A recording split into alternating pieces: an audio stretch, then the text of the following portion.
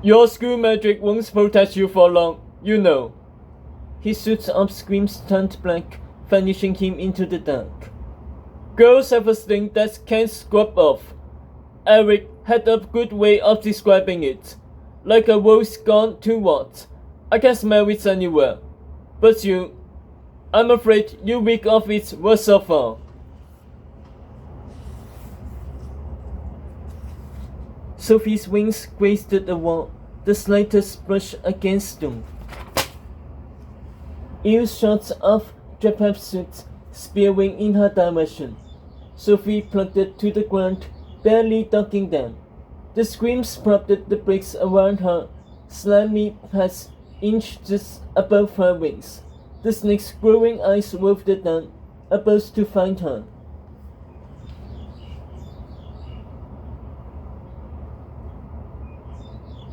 Sophie skidded forward on her tiny furrows. More earshots of Japheth following her scent. Sophie dove between screams, the rush of their flights blowing her into a soot-filled corner. She wasted her attention. Everywhere she looked, screams hung in the air, inky black ribbons hunting the darkness for her.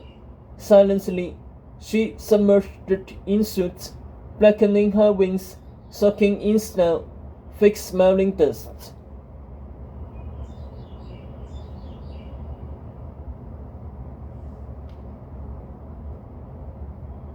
Japheth didn't move. She could hear him sniffing in the air. He waited a moment longer, as if doubting himself. Why doesn't he light his grill? He'll see me in a second, Sophie thought. Ryan had a finger clue, which means Japheth should have one too. Unless Japheth doesn't have one, she realized it. But why would his brother have a student's grill and not him?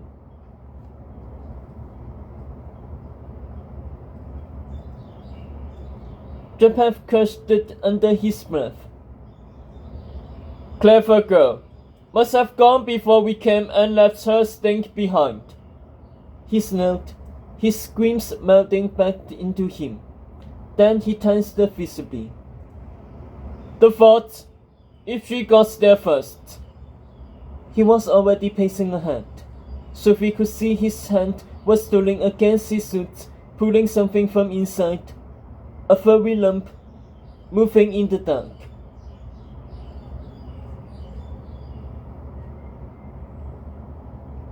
Whatever it was alive.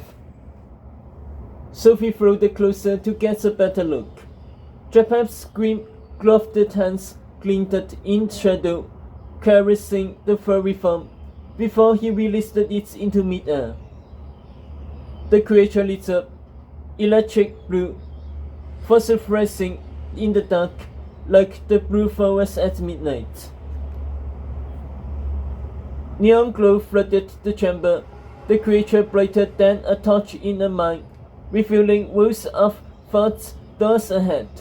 Sophie camouflaged herself against the wall, studying the flying wardens made of spotted fur, its body shaped like a key. The same key the Queen of George Jolie has lived at Japheth before he left for Pussy. The key he said he needed to win Arthur's first test. Files 41. It belongs to the 4 Points Kingdoms, Sophie remembered, and George Jolie is one of them, so the Queen's key will open it. The answer to the test must be inside. Pieces of memory returned, a scroll fallen from the sky. A green knight come to Camelot, something he wanted from Arthur, hidden where wizard trees grow. The key peered down the corridor, assessing its surroundings. The top of the key was the creature's head, with a big fish eye on its side instead of a hole. The shaft was its snout, ridged with teeth, and the tip the opening to its mouth. It turned back to the snake, blinking at its new master. Brunner, it's Gilbert. Dennis flew down the hall, spotlighting graded numbers on black doors, left and right, the numbers completely out of order.